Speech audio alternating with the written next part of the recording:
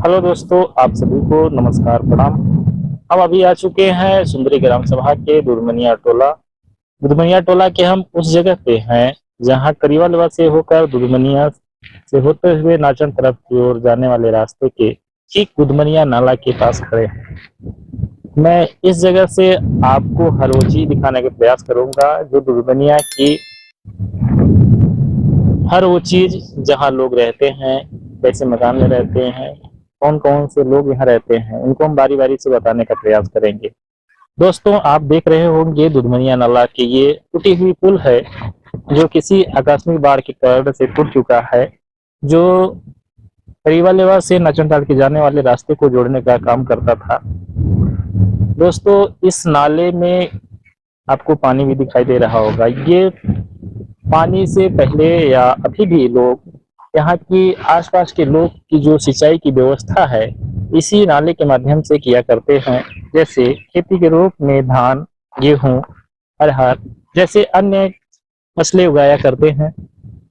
आपको अभी हम बता दें कि हम उस जगह पे दिखा रहे हैं कि जो ठीक सामने इस दिशा की ओर देख रहे हैं, इधर छत्तीसगढ़ की कुछ आंशिक भाग दिखाई दे रहा है जो झारा ग्राम सभा के निमिया दामर टोला जस्ट यहाँ से 500 मीटर की दूरी पे स्थित है।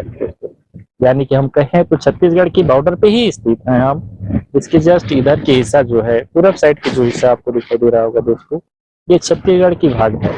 और इसमें पास में हमारे पीछे जो मकान दिखाई दे रहे होंगे कच्ची के मकान, यहाँ के लोग रहने वाले लोगों की मकान है दोस्तों। यहाँ सारी मकानें कच्ची के मकान है। यहाँ के लोग कच्ची के मकान में ही रहना अपने आप को उचित समझते हैं, क्योंकि गांव की माहौल के आवश्यकता अनुसार यहाँ के लोगों के लिए कच्ची मकान बहुत ही बेहतर साबित होता है दोस्तों। यहाँ के लोगों की मेन जो यहाँ की लोगों की एक आवश्यकताएं जो है, जो कृषि के केवल कृषि के माध्यम से पूरा होता है दोस्तों।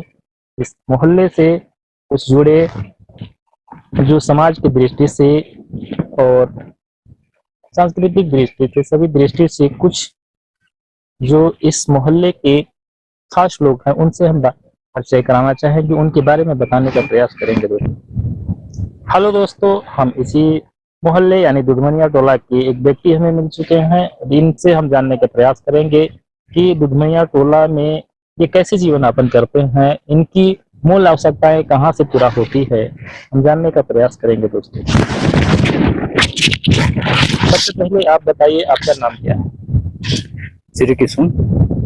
आप बताइए कि आपकी जो मूलभूत आवश्यकताएं हैं उनका जीवन यापन का मूल आधार क्या है? यहाँ का मूल आधार देखिए हम लोग का यही किसानी है, खेती बाड़ी जी और सिंचाई के लिए यही जो नदी है, जी, यही नाला। हाँ दुधमनिया नाला जी जी जो दिख रहा है, यही मेन सिंचाई का साधन है हम लोग का। जी और यही खेती बाड़ी करेंगे, यही मक्का, धान, गेहूँ, जी हल्का फुल्का चना, मटर, जी जी, यही सब यहाँ का मूल रूप से खेती होता है। जी और यहीं पर जैसे कि जी कुछ खेती मजदूरी करने भी लोग जाते हैं। जी भले जैसे हमारे बाप दादा लोग बताते हैं, जी यहाँ पर इधर राम प्रसाद साव सेठ हैं, जी जी इन्हीं के यहाँ पूरा जी मैंने अपना जीवन बिताते थे और वो भी परे उठे देखते थे, जी। लोगों का ख्याल वो भी रखते थे। तो दुधमनिया के साव के बारे में हमने बहुत कुछ सुना है, फिर भी आपके माध्यम से हम जानना चाहेंगे कि दुधमनिया के जो साव थे राम प्रसाद जी, उनका एक समाज की दृष्टि से कैसा महत्व था, उनका समाज में एक कैसा रोल था, आप अपने हिसाब से बताइए। उनका समाज के प्रति बहुत अच्छी महत्वपूर्ण योगदान रहा। जी जी और यहाँ के लोगों का एक तरह से कहा जाए तो मसीहा के रूप में थे वो। जी जी जी और जैसे किसी की मुसीबत में साथ भी आते थे, जी डरे उठे, जी कम बेसी वो लेन देन भी करते थे लोगों का। जी जी भले भाई मनो मजदूरी करते थे लोग, जी जी लेकिन वक्त में साथ देते थे। जी। तो आप देख रहे होंगे दुधमनिया साव के मकान ठीक सामने दिखाई दे रहा होगा दोस्तों। वो कच्ची का बना है लेकिन बड़ा भव्य तरीके से बना है दोस्तों। और ये मकान बहुत ही आकर्षक मकान है दोस्तों, क्योंकि यहाँ के लोग उनके मकान को देख करके सभी लोग तारीफ करते हैं, क्योंकि वो जिस हिसाब से सामाजिक दृष्टि से और समाज में जैसा योगदान था उस हिसाब से उनका रहन सहन परिवेश भी था दोस्तों। तो दुधमनिया की एक खास व्यक्तित्व में जाने जाते हैं। एक महत्वपूर्ण व्यक्तित्व में जाने जाते हैं दुधनिया 100 के। तो उनके बारे में, इनके यहाँ की कुछ व्यक्ति के माध्यम से आप उनके बारे में सुने दोस्तों। और हम बात करते हैं कि इस मोहल्ले के लोग भी अ, इनकी परिवार बंधर परियोजना के तहत इधर बिखर जा रहे हैं, इधर से उधर बिखर जा रहे हैं, कई गाँव में छोड़ करके चले जा रहे हैं, अलग अलग गाँव में चल रहे हैं। तो गाँव के लोग जो विस्थापन होकर के अलग अलग में चले जा रहे हैं, आपके भाई बंधु, एक भाईचारा जो दूरी हो जा रहा है, इस बात को कितना अफसोस आपको? इस बात से तो अफसोस, इसका हमें तो लग रहा है कि सीमा से पारे हैं, जी जी लेकिन फिर भी क्या किया जाए, अब तो हम सब बिखर ही रहे हैं। लेकिन इसी यादगार थोड़ा कहीं भी जाएंगे भूलने से भी नहीं भूलेगा। यहाँ का ऐसा हम लोग का रहन सहन भाईचारा जो था, ऐसा भाईचारा शायद न मिले, और हमें तो असंभव लग रहा है कि ऐसा भाईचारा मिलेगा।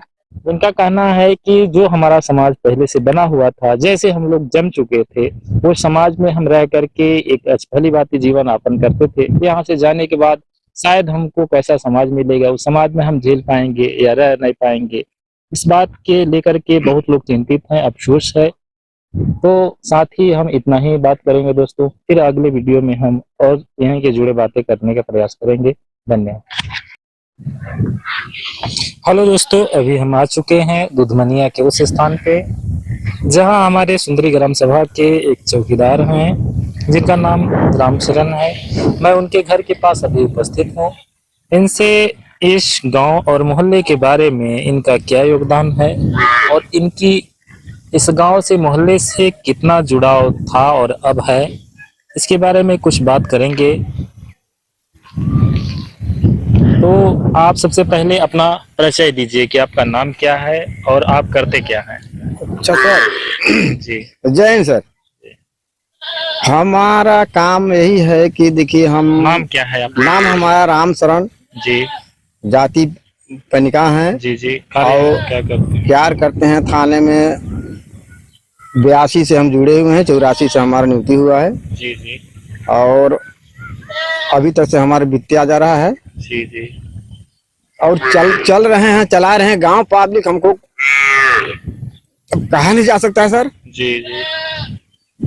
गांव में आपका किस तरह का योगदान रहता है? आप किन किन कार्यों में सहयोग ज्यादा करते रहते हम तो किसी कार में हैं? जी जी जहाँ भी अगर डिसबैलेंस होता है तो पुलिस को पैरवी करते हैं, लेकिन पब्लिक को बचाते हैं। जी जी। नहीं, धैर्य के साथ बोलिए। ठीक नहीं? जी जी, ठीक है ठीक है। यहाँ तक से बनता है, हम अपना विभाग को, पुलिस विभाग को हम बचाते हैं, जी समझाते हैं कि सर देखिए गलती सही होता है, जी जी पब्लिक उतना दबाव मत दीजिए, जी और उन लोग संभाल भी लेते हैं। जी।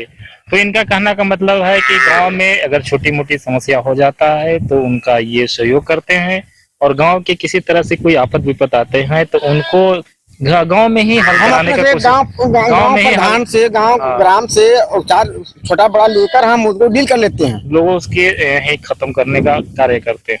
ले- आप इस गांव यानी दुधमनिया टोला से कैसा लगाव बचपन से रहा और आज तक? कौन कौन से ऐसे व्यक्ति हैं जो आपके समाज में, आपके गांव में अहम रोल है?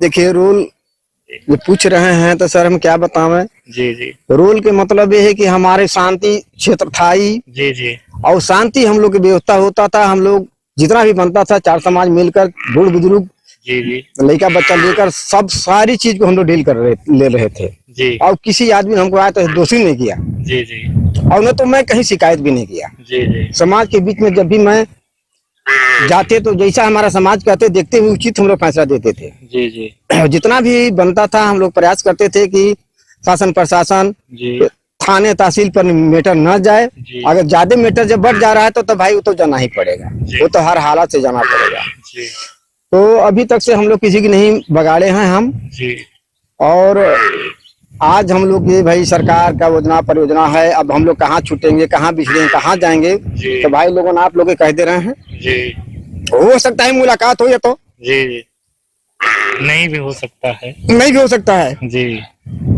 तो आप देख रहे होंगे, कैमरे में देख रहे होंगे कि हमारी जो आपसी है, ठीक है, सरकार की जो परियोजना है उसके सहयोग में हम लोग भाई बंधु परिवार को छोड़ करके अलग अलग बांट रहे हैं, लेकिन दिल में एक बहुत ही दुख की बात है कि हमारा परिवार और हमारा समाज बिछड़ रहा है। तो हर कोई के दिल में और ये अंदरूनी कष्ट सबको हो रहा है, इस चीज को सबको ये पता है। साथ में हम इनसे और भी चीजें जानने का प्रयास करेंगे कि आपका यहाँ जो घर है, आप इस मकान है, आपको अगर इस गांव से छोड़ने से समझिए कितना भी सुविधा अगर मिलता है तो आप इस गांव का याद किस प्रकार रखेंगे? देखिए सर, याद किस प्रकार रखेंगे, अगर इसे हमको अगर बड़ा सुविधा अगर मिल जाएगा हमारा संग साथी, अब जब मिलेंगे तब न सर, लेकिन जरा सा तो हमको भी कष्ट रहबे करेगा कि आखिर करके हमारा मिलता जुलता हुआ बाल परिवार सारी समाज हमारा तो न मिलेंगे नहीं। कितना भी सुविधा मिल जाएगा लेकिन ये घर और ये ये दिल गांव नहीं मिलेगा जी कहीं ना कहीं एक दिल में याद रहेगा। याद रहेगा सर, याद रहेगा। तो धन्यवाद, हम इनके रखने से।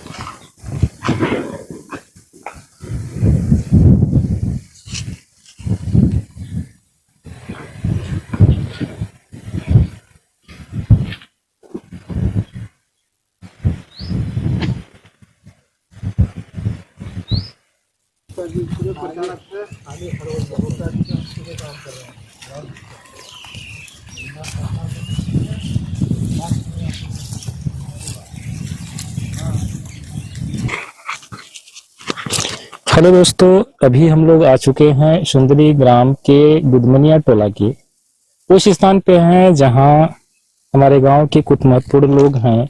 जैसे में हम नाम लेना चाहेंगे, दुधमनिया के डॉक्टर लालमन यादव और डॉक्यूमेंट अवधेश यादव के घर के पास हैं। यहाँ हम जानेंगे कि दुधमनिया के लोगों की मूलभूत आधार क्या है, जीविका कैसे है, ये लोग किस चीज पे आधारित हैं, और साथ ही साथ इनकी व्यक्तित्व और इनकी जन्मभूमि और कर्मभूमि किस आधार से बीता और कैसे बीता, वो चीजें हम दिखाने का प्रयास कर रहे हैं। दोस्तों, अभी आप देख रहे होंगे कि इसके आसपास खेती कौन कौन चीज का होता है, कैसे होता है, आप इस वीडियो में देख रहे होंगे।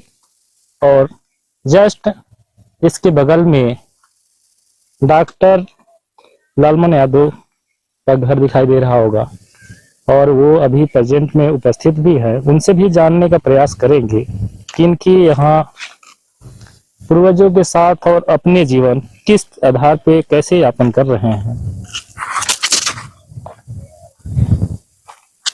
चलिए हम बात करते हैं।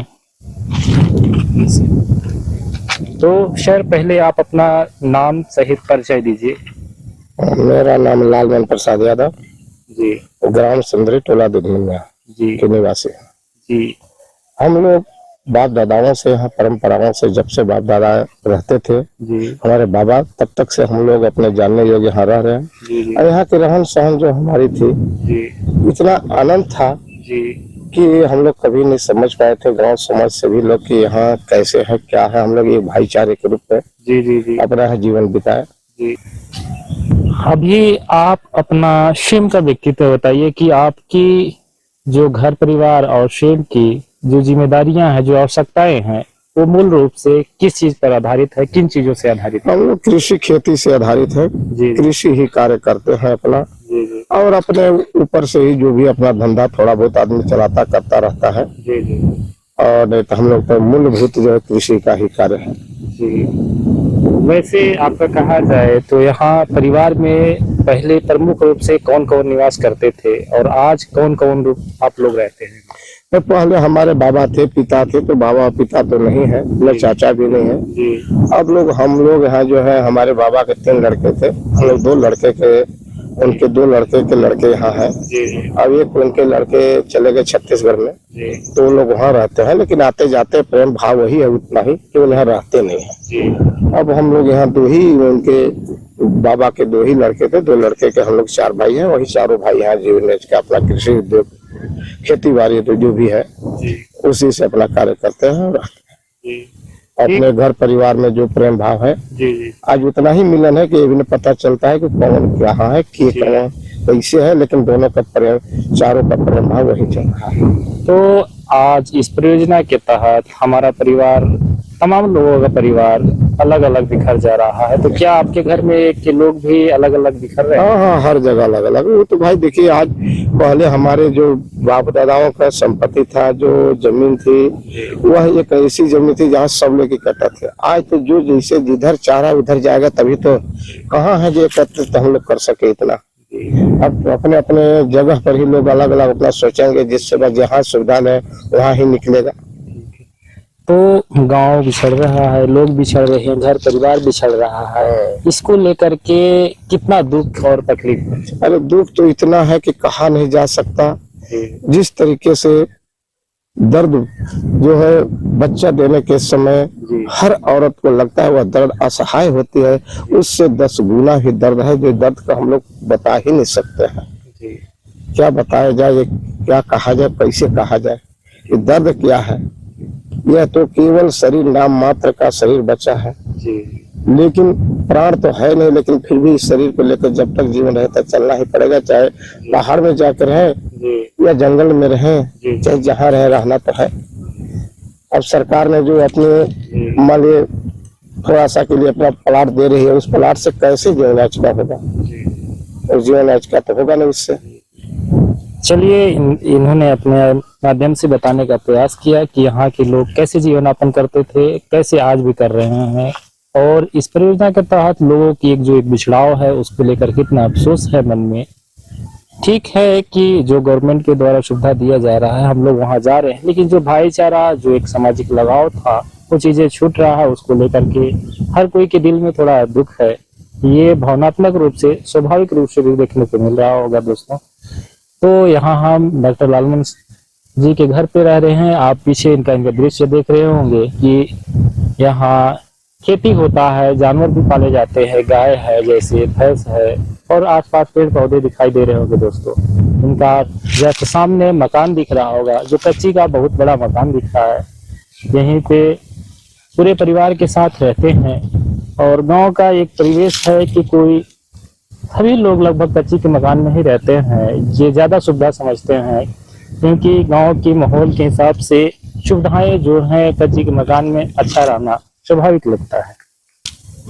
हेलो दोस्तों, हमारे साथ में डॉक्टर लालमन यादव जी अपनी वास्तविक जीवन को दिखाने का प्रयास कर रहे हैं कि वो अपने घर के पास कैसे जीवन यापन करते हैं, क्या क्या करते हैं, उनके साथ साथ क्या काम होता है उनके घर के पास और अपने पास। तो आप बताइए और दिखाने का प्रयास करिए।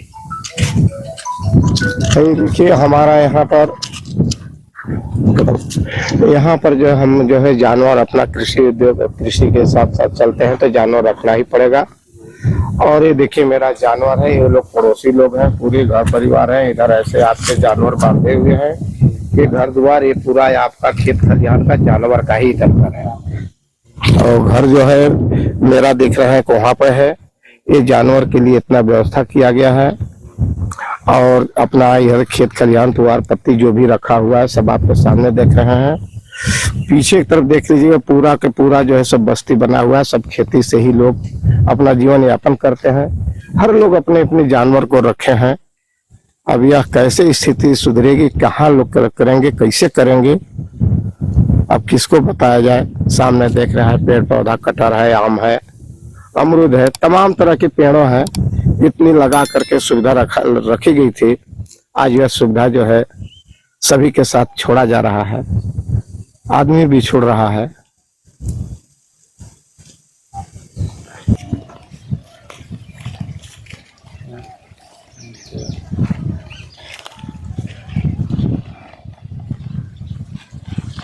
फोटो लंबा आ रहा है ना।